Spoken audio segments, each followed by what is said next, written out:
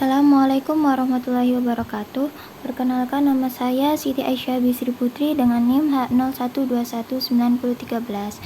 Di sini saya akan mempresentasikan proposal sebagai tugas UAS mata kuliah metodologi penelitian dengan judul penelitian potensi pengaruh aktivitas bakteri endofit tanaman meniran hijau atau Phyllanthus niruri dalam menghasilkan antioksidan sebagai penangkal radikal bebas.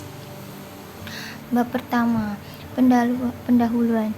Dewasa ini telah kita ketahui hampir selama 1 tahun di Indonesia terkena dampak COVID-19, di mana pasiennya ada yang menimbulkan gejala, adapun yang tidak. Banyak sekali yang belum mengetahui bahwa di Indonesia ini tumbuh tanaman-tanaman obat yang sangat membantu dalam menjaga imun tubuh. Kenapa? Karena virus ini menyerang imun tubuh kita.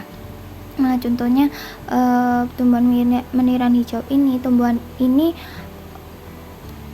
tumbuh di semak-semak belukar atau di lapangan. Nah, di sini akan diidentifikasikan antioksidannya. Nah, dalam penelitian ini kita akan meneliti bagaimana aktivitas bakteri endofit di dalam tubuh meniran hijau ini. Perlu kita ketahui bakteri endofit ini tak merugikan bagi tanaman, melainkan bersimbiosis mutualisme dan tidak parasit terhadap tanaman inangnya. Rumusan masalah. Pertama, apa pengertian dan khasiat tanaman meniran hijau? Kedua, apa saja senyawa metabolit sekunder dari tanaman meniran hijau? Ketiga, apa pengertian dari bakteri endofit? Keempat, apa saja yang termasuk dari bakteri-bakteri endofit yang berperan penting terhadap tanaman? Selanjutnya, bagaimana mekanisme bakteri endofit dalam mengisolasi senyawa metabolit sekunder terhadap tanaman inangnya? Tujuan penelitiannya: pertama, untuk mengetahui seputar tanaman meniran hijau beserta khasiatnya. Kedua, untuk mengetahui senyawa metabolit sekunder yang terkandung di dalam tanaman meniran hijau. Ketiga, untuk mengetahui informasi seputar bakteri endofit. Keempat, untuk mengetahui bakteri-bakteri yang tergolong bakteri endofit pada tanaman.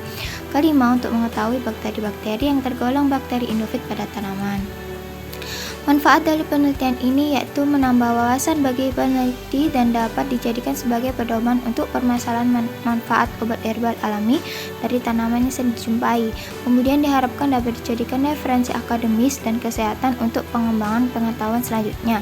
Nah, selanjutnya untuk menyediakan alternatif dalam memberi informasi pengetahuan dan pengolahan obat herbal dari tanaman secara baik dan benar. Bab 2. Nah, di sini kita akan berkenalan dengan meniran hijau.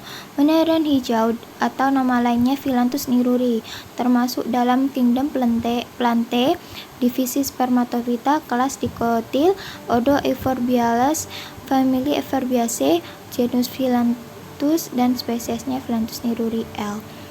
Memiliki ciri-ciri yaitu batang dan warna hijau muda dan ada juga yang berwarna hijau tua. Kemudian setiap rantingnya memiliki 8 sampai 25 helai daun.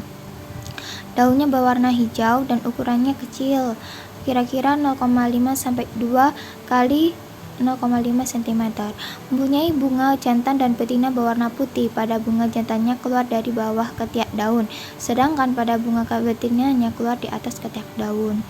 Nah, selanjutnya bakteri endofit. Bakteri endofit ini merupakan bakteri yang hidupnya di dalam jaringan tanaman inangnya.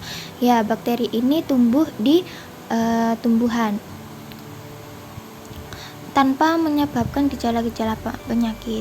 Mikroorganisme ini dapat hidup di dalam pembuluh vaskular tanaman inangnya atau di ruang antar sel, akar, batang, daun, dan buah.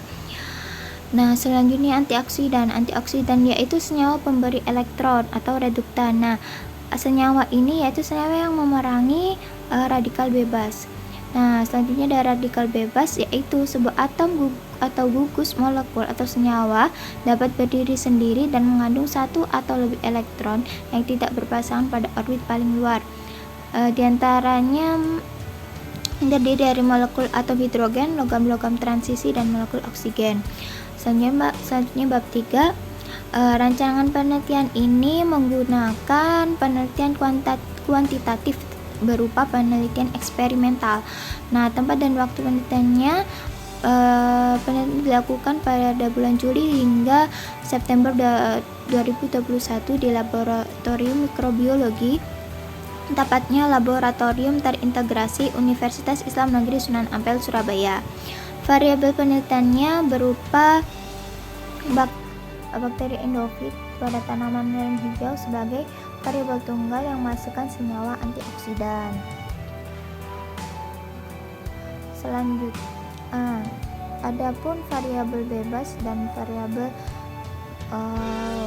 terikatnya. Nah, pada penelitian ini variabel terikatnya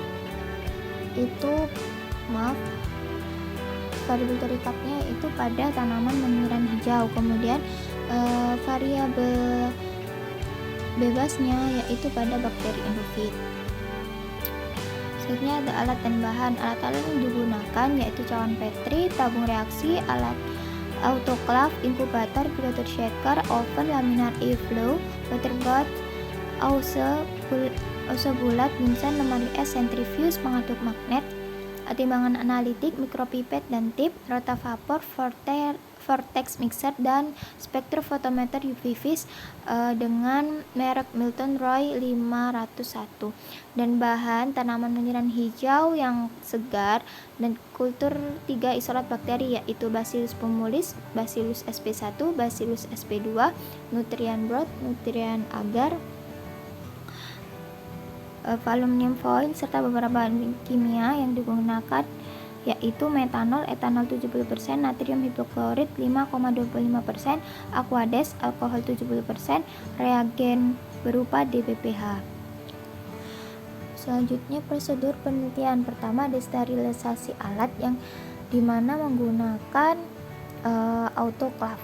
Kemudian isolasi bakteri endofit ini isolasi dari meniran hijau, kemudian direndam pada etanol 70% dan diberi larutan 5,25%. Selanjutnya dibuatkan adonan agarnya sebagai penumbuh bakteri. Kemudian persiapan kultur kerja yaitu berupa Bacillus pumululis, Bacillus sp1, Bacillus sp2 di mana ditumbuhkan dalam 100 ml media NB atau nutrien pot. Kemudian diinkubasi selama 3 hari pada suhu 37 derajat Celcius. Selanjutnya pembuatan larutan DPPH sebanyak 6,57 mg, kemudian dilarutkan dengan metanol pada labu ukur berukuran 50 ml. Selanjutnya pengukuran daya antioksidan ekstra metanol di mana masing-masing diberikan 1 ml, kemudian menambahkan larutan DPPH juga sebanyak 1 ml dan mencukupkan volumenya sampai 5 ml, kemudian dihomogenkan atau dicampur menggunakan alat vortex mixer dan diinkubasi selama 30 menit pada suhu 37 derajat Celcius. Selanjutnya analisis data. Analisis data yang digunakan pada penelitian ini berupa analisis statistik dengan menggunakan regresi linear dari data persen inhibisi dengan konsentrasi sampel. Sekian dari saya, kurang lebihnya mohon maaf. Wassalamualaikum warahmatullahi wabarakatuh.